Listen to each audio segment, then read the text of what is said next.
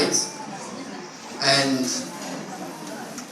to pass the time, they would crack jokes for each other. But since they were in the asylum, actually they were in prison. And they had life imprisonment. So they kept on repeating the jokes, but then they ran out of jokes. So they would repeat the same jokes over and over again, right? Then after some time, they wouldn't say the jokes anymore. The person saying the jokes would just say, joke number 20. Then everybody will laugh. So laugh.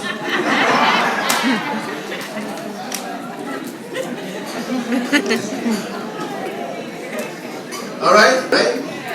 So anyway, there was once this comedian who was giving a speech, alright?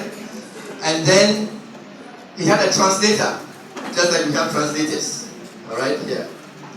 And so he said a very long joke, like he spoke for about 15 minutes, and then those who understood the language which he spoke, they all started laughing.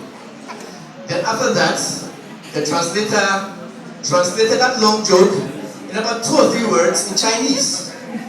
So everybody said, how could you translate a long joke like that in 2 words? He said, oh, I simply told them the guy cracked the joke, so laugh. So everybody laughed. So that's what we... The first joke is kind of a quiz. When did Abdu'l-Baha travel to the US? In what year did Abdu'l-Baha set sail from Egypt on the Cedric to the US? Who knows the date? Ha ha. On what date?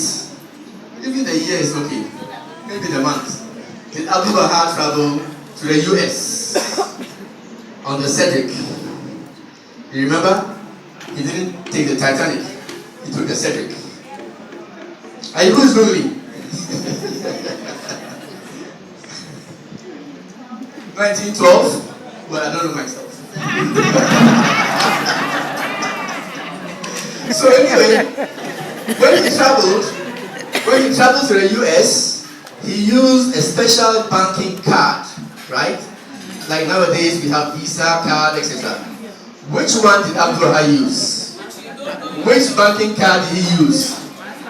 MasterCard, good. Abdu'l-Baha used MasterCard.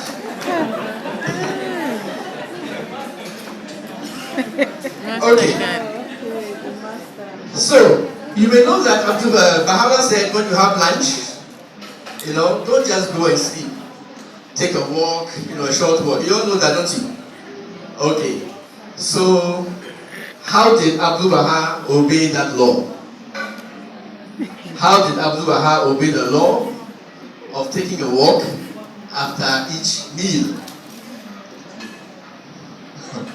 What would Abdu'l-Baha do to obey that law? Nobody knows? He simply walked from the lunch table to his bed.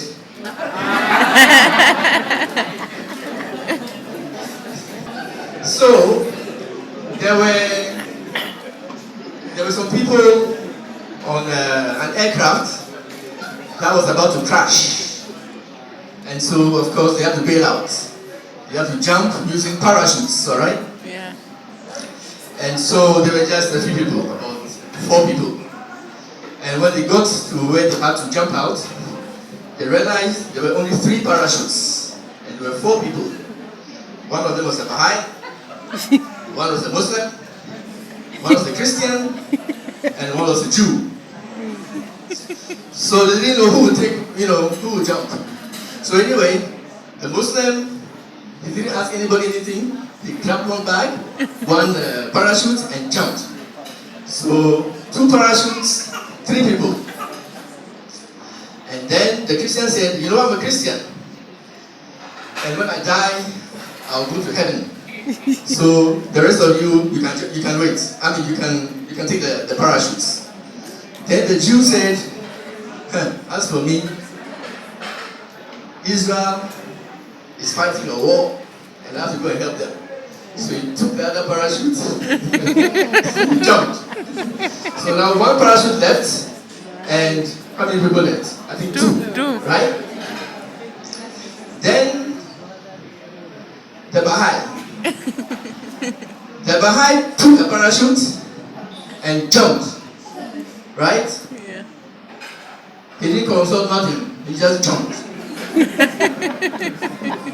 So, actually, by this time, I made a mistake, but it's left with two parachutes. It's left with one parachute and two people, right? At the end of the day, the guy said, no, it's left with two parachutes. You know what? The Baha'i, he took the Rasta man's bag and jumped. So you see how Baha'is think you know everything, you know? So he just took the Rasta man's bag. I should have told you it was a Rasta man and it was a bag, a Rasta man's bag. He took the Rasta man's bag and jumped with it.